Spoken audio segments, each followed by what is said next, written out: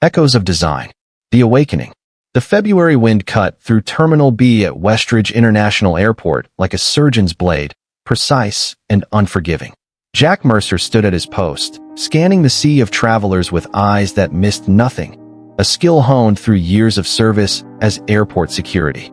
At his side, Rex, a powerfully built German shepherd with intelligent eyes and alert ears, shifted his weight restlessly. Something was different today. Rex's behavior had shifted subtly over the past hour, his ears more erect, his muscles tense beneath his glossy coat. Jack had worked with Rex for 6 years, and in that time, the dog had proven more reliable than any technology or human partner. When Rex sensed something, Jack trusted it without question. The morning crowd ebbed and flowed, a living organism of hurried goodbyes and anxious reunions. Announcements echoed overhead, muffled by the cacophony of rolling suitcases and murmured conversations. Then, amid the chaos, Jack spotted her, a tall woman with blonde hair moving deliberately through the terminal. Her pregnant belly strained against a white blouse beneath a navy peacoat, clearly in her final trimester. As she navigated the crowd, balancing 2 paper bags in her arms, something about her composure caught Jack's attention. Her face was too calm, her movements too calculated. Her oversized sunglasses, inappropriate for the indoor lighting, obscured her eyes, but her posture spoke volumes.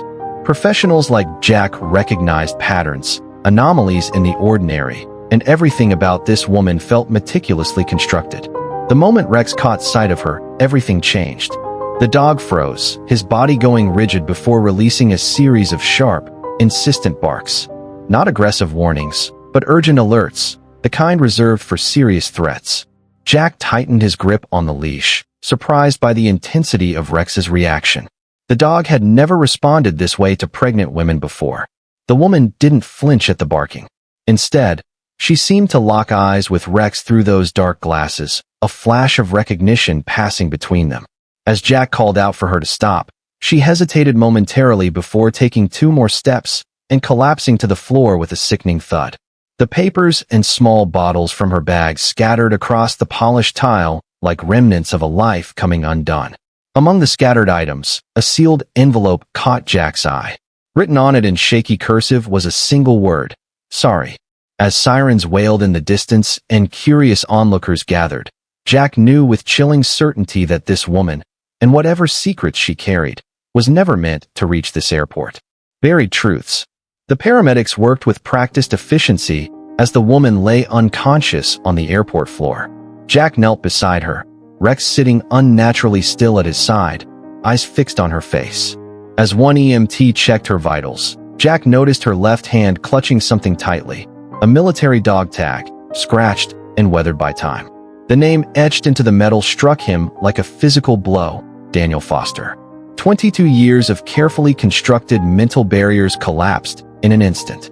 Memories flooded back, sand-swept horizons, the suffocating heat of desert combat, brothers in arms, and one mission that changed everything. Daniel hadn't just been a fellow soldier. He'd been Jack's closest friend before disappearing into the dust of a Kandahar afternoon. The official report listed him as killed in action. The coffin had been closed at the funeral. Yet here was his dog tag, clutched in the hand of a stranger. Emma Sullivan, the EMT announced, reading from her ID as they prepared to move her. Jack's mind raced. The envelope, the dog tag, the timing, nothing aligned with coincidence. With practiced discretion, he slipped the sealed envelope into his pocket. Whatever it contained, it wasn't meant for casual discovery. As the gurney rolled away, Rex whined softly, pulling toward Emma. It was the same sound he'd made only once before, the day Jack received news of Daniel's death. The connection was impossible to ignore. In the privacy of the airport security office, Jack examined the envelope. The handwriting was unmistakable, Daniel's distinctive slant, all capital letters, pressed hard into the paper as if each word carried physical weight. But Daniel was dead, had been for decades. Or so Jack had believed until today. With steady hands that betrayed none of his inner turmoil, Jack carefully opened the envelope. Inside was a single yellowed page. The first line made his blood run cold. If you're reading this, it means I failed to keep my promise. Daniel's letter spoke of a woman named Nadia, a civilian translator he'd met during their final tour. He wrote of secrets too dangerous to commit fully to paper, of information stolen during an unofficial operation, information people would kill to recover. Most importantly, he wrote of a promise to protect someone at all costs. The pieces were falling into place with terrible clarity. If Nadia had been pregnant when Daniel died, Emma could be their daughter. But why appear now, after all these years? And what exactly had Daniel taken that still warranted pursuit 2 decades later? The ringing of Jack's phone cut through his thoughts. Emma was awake, and she was asking for him by name. Shadows and whispers. The airport clinic hummed with fluorescent efficiency as Jack approached Emma's room. Through the observation window, he could see her sitting upright on the examination bed, hands fidgeting with the thin hospital blanket. Without the sunglasses, her eyes were startlingly familiar. Daniel's eyes, intense and knowing, set in a face that otherwise resembled someone Jack had never met. When he entered, the silence between them felt charged with unspoken questions. Emma studied him with an unsettling intensity. "You knew him," she stated simply. "Daniel Foster." She didn't say my father, but the implication hung between them. Jack admitted his connection to Daniel, explaining they had served together until the final tour. Emma revealed that her mother had kept Daniel's letters hidden her entire life, claiming they would only bring danger. After her mother's recent death, Emma had discovered the truth, and soon after, strangers began watching her apartment. Someone had broken in, searching but taking nothing. She had come to find Jack because Daniel's letter said he was the only man he trusted. As they spoke, Jack felt a growing certainty that Emma was carrying more than just a child and a letter. She was carrying a legacy of secrets that had remained dormant far too long. Whatever Daniel had hidden, someone was still determined to find it, and they believed Emma was the key. Their conversation was interrupted by a sharp knock. When Jack returned from speaking with his colleague, Emma was gone. The window to her room stood open, the security camera disabled. On the bed lay a Polaroid photo of Emma standing at a bus stop, visibly pregnant. Written on the back in typed text, "You're not the only one who got the letter." Jack's instincts shifted to high alert. Emma's disappearance wasn't random. It was professional, calculated, and executed with precision. Hospital security footage revealed men in paramedic uniforms escorting her through a service corridor. On one of their bags, barely visible, was a patch bearing the insignia of Nexus, a black operations unit officially disbanded years ago but whispered about in classified circles. Daniel had mentioned them once, during a long night patrol. "They don't extract people," he'd said. "They erase them." The Awakened Trail. Jack knew he couldn't pursue this through official channels. Nexus operated in shadows too deep for standard law enforcement. He needed someone who understood the darkness, someone with resources outside the system. That meant calling in a favor from Morgan Riley. Morgan had once been the best reconnaissance specialist in Delta Force before an unauthorized extraction operation in Tehran had forced her retirement. Now she operated in the gray spaces between government contracts, using skills the military had taught her in ways they hadn't intended. They met at her secure apartment, where Jack laid out everything: the letter, the dog tag, Emma's abduction, and the Nexus connection. Morgan listened without interruption, her expression growing darker with each revelation. "If Nexus is involved, this goes deeper than a stolen military secret," she concluded. "They only activate for existential threats or high-value assets. Either your friend took something worth killing for, or his daughter is something they never intended to lose control of." To understand what they were truly facing, they needed information only one person might have: Leo Harris, a conspiracy theorist and former NSA cryptanalyst who had gone off-grid after leaking classified projects years ago. If anyone tracked the shadows of organizations like Nexus, it would be Leo. Leo's woodland cabin looked like a collision between Radio Shack and a survivalist compound: satellite dishes, solar arrays, and a hand-painted sign reading, "Big Brother is watching, so I'm watching back." Inside was a technological sanctuary of monitors, servers, and archived data that no official database would acknowledge existed. Leo showed them footage he'd extracted from classified servers. Interrogation video of Daniel Foster, beaten and restrained, being questioned about stolen files. In the background, a voice threatened that his child would disappear if he didn't cooperate. Daniel's response chilled Jack to the bone. "She's innocent. You don't touch her." ever. Armed with Leo's intelligence, they traced the Nexus transport to an abandoned warehouse outside the city. The extraction would require precision timing, specialized equipment, and the element of surprise, all Morgan's specialties. The warehouse raid unfolded in a blur of coordinated movement. Rex led the way, his tracking abilities proving invaluable in the maze-like structure. They found Emma in a secured room, dehydrated and disoriented but alive. As they escorted her out, Emma revealed that her captors had repeatedly asked about a code, something her father had supposedly given her, though she had no knowledge of it. "You do have it," Jack told her as they escaped. "You just don't realize it yet. The inheritance code." In the safety of Morgan's secure apartment, Emma revealed that her mother had hidden a wooden box inside an old piano at their home, a box Emma had never been allowed to touch. The apartment had been ransacked during her absence, but when they investigated, they found the piano untouched, hidden in plain sight. Inside the wooden box lay photographs of Nadia with Daniel, documents in Farsi, a cassette tape labeled "For Her, When She's Ready," and a small velvet pouch containing an ornate brass key with the number 0471 etched into it. Emma recognized the number from a map of Arlington her mother had marked before her death.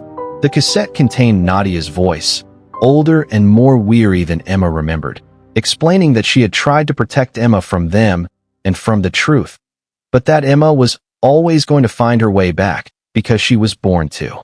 The message concluded with the revelation that what was in the box doesn't just belong to them, it belongs to you. The key led them to a safety deposit box in an old Arlington bank. The receptionist's reaction to seeing the key was immediate, recognition mixed with alarm. The bank manager personally escorted them to the vault, explaining that the box hadn't been accessed in over 20 years and had been sealed by request of Nadia Ashford. Inside was a thick manila envelope marked "Eyes Only," containing classified military documents, photographs, maps, and a DNA report for Emma Sullivan with a highlighted line. "Anomalous genetic markers detected. Subject matches Project Helios profile." Morgan's expression darkened upon seeing the reference to Project Helios. "That's Black Ops Biotech," she explained. DARPA initiated it in the 90s, but officially shut it down when test subjects began disappearing. This suggests Emma wasn't just born, she was designed. As they processed this revelation, Emma began experiencing strange symptoms, heightened sensory perception, flashes of memory from places she'd never been, and an inexplicable connection to Rex, who refused to leave her side. These weren't just stress reactions. They were awakening abilities programmed into her genetic code. Designed evolution. That night, Emma woke drenched in sweat, her heart racing without any nightmare to explain it. The room seemed different, every sound amplified, every scent distinct, every shadow sharper. Her body felt simultaneously foreign and more familiar than ever before, as if she were finally settling into skin that had never quite fit. When she approached the mirror, her reflection showed the same face, but with a new depth behind her eyes, a focus that hadn't existed before. She could hear Jack's steady breathing from across the room, count Morgan's heartbeats, and sense Rex's alertness without seeing him. Jack woke instantly when she moved, reaching for his weapon before recognizing her. Emma described experiencing memories that weren't hers, a lab with white walls, her mother among other women, children she somehow recognized but had never met. These weren't hallucinations, but information her conscious mind was suddenly accessing, stored data her brain had always contained but never processed. As she spoke, a laptop on the table activated by itself, displaying a black window with pulsing text. Helios Protocol Phase 2 activation verified. The message confirmed what the DNA report had suggested. Emma wasn't just carrying genetic modifications. She was designed to activate specific abilities at predetermined times. Now that the protocol had initialized, she was broadcasting her presence to those who had created her. Their window for action was closing rapidly. Using information from Leo's decryptions, they identified Dr. Victor Bennett, a former DARPA geneticist officially declared dead in 2012, but still receiving funds through shell companies. If anyone could explain what was happening to Emma, it would be him. Dr. Bennett's facility, disguised as a rehabilitation center in the New Mexico desert, was heavily fortified and under constant surveillance. Yet when they infiltrated it after midnight, they found Bennett almost waiting for them. A gray-haired man with hollow eyes who showed no surprise at their arrival. "You're early," he said to Emma. The protocol was triggered too soon. Bennett revealed that Project Helios wasn't merely genetic research, but an attempt to create human beings with enhanced capabilities, intelligence, strength, memory, and psychological resilience. They weren't creating super soldiers, they were breeding them. Nadia had been selected for her prime genetic markers, and Emma was the program's only success, the sole subject who survived the complete process. Before Bennett could explain further, explosions rocked the facility. Security systems activated, sealing exits and deploying armed response teams. Bennett remained calm, almost resigned. "You wanted the truth. Now they'll make sure you never leave with it." In the chaos that followed, Emma experienced another shift in consciousness. Blueprints of the compound, maintenance shaft locations, security protocols. Information she had never learned suddenly became accessible in her mind. She guided the group through the labyrinth of concrete corridors with uncanny precision, predicting camera angles and guard rotations with impossible accuracy. It wasn't luck or intuition, it was programming. Emma hadn't just been given enhanced abilities. She had been provided with embedded knowledge, activated only when necessary for survival. As they escaped into the desert night, the revelation crystallized. Emma was designed not just to carry genetic modifications, but to access hidden information when required. The network awakens. The files recovered from Bennett's lab contained a shocking revelation. Emma wasn't unique. Project Helios had created 5 subjects designated 6A, each with similar genetic modifications, but different specialized capabilities. Emma was the last name on the list, designated 6A05. The second name belonged to Eli James, a young man raised in isolation in rural Oregon by a guardian who was actually his handler. Like Emma, Eli had recently begun experiencing unexplainable phenomena, nosebleeds, vivid dreams, and flashes of memory that weren't his own. Most significantly, he had been dreaming of Emma for years without knowing who she was. Their connection wasn't coincidental, it was by design. Project Helios hadn't just created enhanced individuals, it had established a neural network connecting them at a fundamental level. As each subject awakened, the connection strengthened, allowing them to sense one another across vast distances. Through this newfound connection, Emma sensed Eli's fear and confusion as Nexus operatives closed in on him. He was running, guided by instincts he didn't understand, drawn eastward by an unconscious pull toward Emma. They intercepted him in Pennsylvania, narrowly saving him from capture. The reunion between Emma and Eli was electric. Not romantic, but profoundly fundamental, like reuniting pieces of the same consciousness. Together, their abilities amplified. Emma's intuitive knowledge combined with Eli's enhanced pattern recognition created a synergy that made them formidable. Each could access memories and skills the other possessed, sharing information without speaking. As their connection solidified, they began sensing the other 3 subjects, all awakening simultaneously, all in danger. Nexus wasn't just trying to recapture them.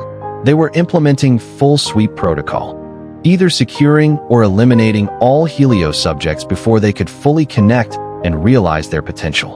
The Nexus leadership feared what they couldn't control.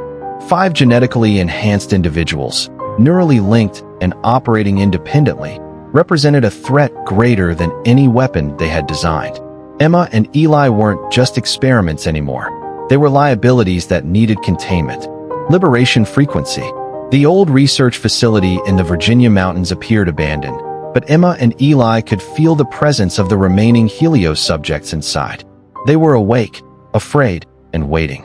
Jack, Morgan, Rex, Emma, and Eli approached the rusted entrance, guided more by the neural connection than any map or plan.